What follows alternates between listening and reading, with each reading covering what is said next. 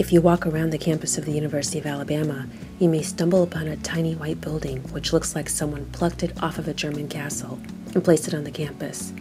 It is called the Little Round House because it is indeed round. It is also known as the guardhouse because it served such a purpose during the Civil War.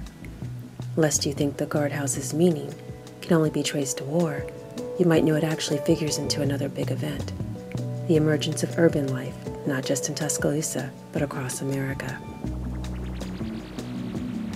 At the time of the American Revolution, Philadelphia already had 40,000 people, and New York was trailing behind it with 25,000. Yes, all of the Founding Fathers' talk about freedom and moral issues, including slavery, happened alongside the birth of city life. In Tuscaloosa, the university was no small part of that emerging urban space. Advocates of modernization in America had emphasized not only the need for industry, but strong public schools and university systems. The architecture of the buildings on the University of Alabama's growing campus reflected trends seen across the country in the years surrounding the Civil War. In them, we're able to see how buildings encapsulate the history and aspirations of the people who built them. But before looking at just how much Tuscaloosa and the University of Alabama reflect the birth of city life, let's first talk about just the idea of a city. Granted, it's difficult to think of Tuscaloosa, a town into which people come primarily for football games, as a city. But by the middle of the 19th century, it was just that. Look at it this way.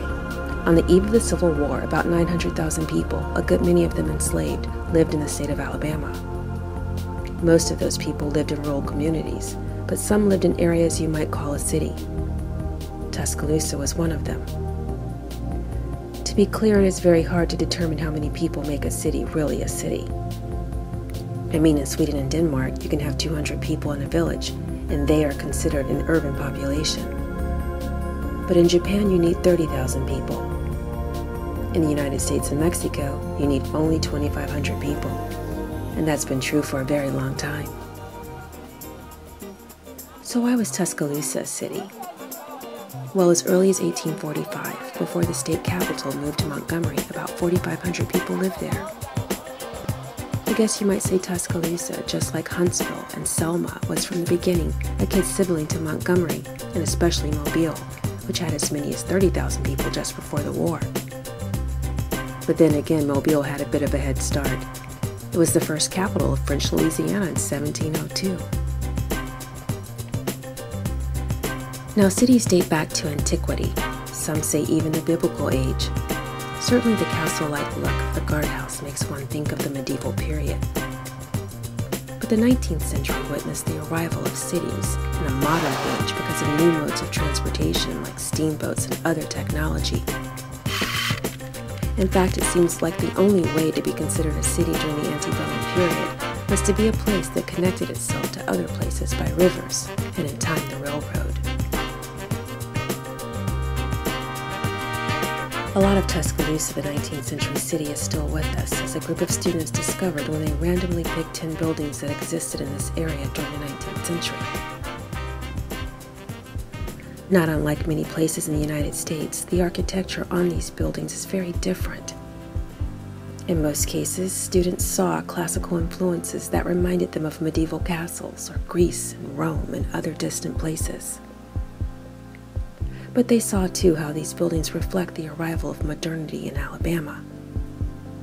Begin with the Christ Episcopal Church, which was built in 1828, almost 10 years after the town was founded. This church's origins can be traced to a group of Episcopalians who were eager to begin a parish in Tuscaloosa, the then booming state capital. One of the organizing ministers saw the city's location near the Black Warrior River as a huge advantage, for on it steamboats could arrive, bringing people and commerce. Within 2 years, the University of Alabama was opened. 8 years later, a mansion was built on the campus for the university's president. This Greek Revival-styled building showed how the inhabitants of a still young country received inspiration from a newly Greek independent nation. Though hidden, the slave quarters to the rear announces how slavery as an economic institution situated the city into a global market that was also visible in the ironwork on the mansion's third-floor balcony. That iron was shipped up from New Orleans via Mobile, demonstrating that the city's place on a river had been advantageous, connecting it to the world.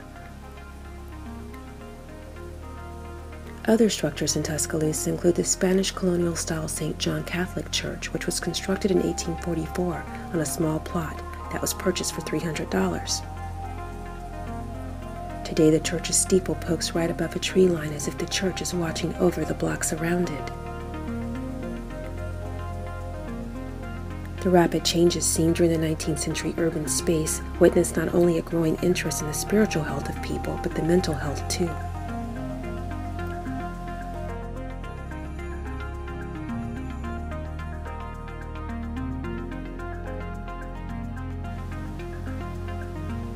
It was from a dome on this facility that many people in Tuscaloosa watched clouds of smoke rise from buildings torched the day Union soldiers arrived in 1865.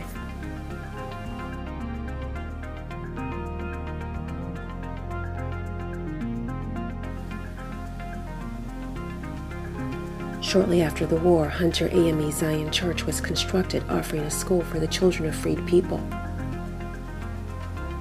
After the congregation lost the original building in a fire, the present one was built.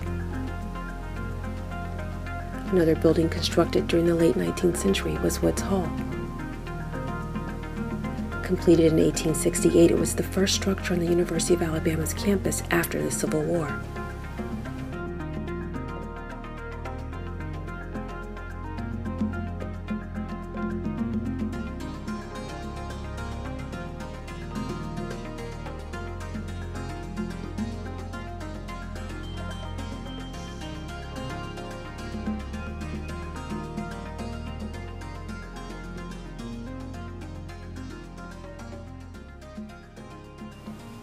The need for discipline was also reflected in the construction of nearby Manley Hall, named in honor of a North Carolina-born minister and later a university president.